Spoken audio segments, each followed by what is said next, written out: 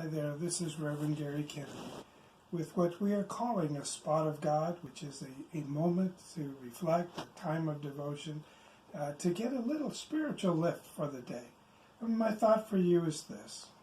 I recently read in a devotional book that some of you may read too, by Sarah Young, and in that devotion she raised this thought.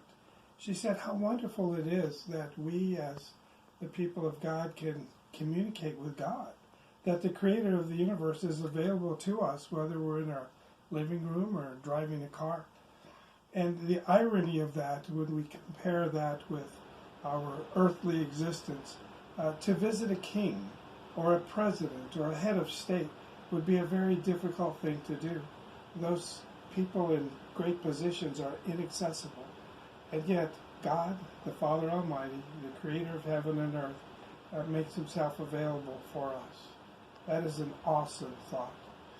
And where we get that and understand that more clearly is that in the Old Testament, the people always felt that there was a place where God was contained, either in the Ark of the Covenant or when they built the temple.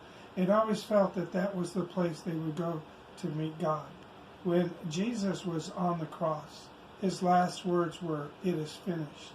And Scripture tells us that at that very moment, the temple and the curtain which separated the holy place from where the people were, that curtain was torn from the top to the bottom, meaning that it was God who tore it rather than man from the bottom up. And in that, the Scripture tells us, then God became available to us in a new way of the victory that Jesus had over death.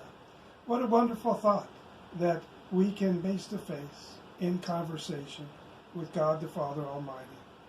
Hold that as your thought today, as your spot of God.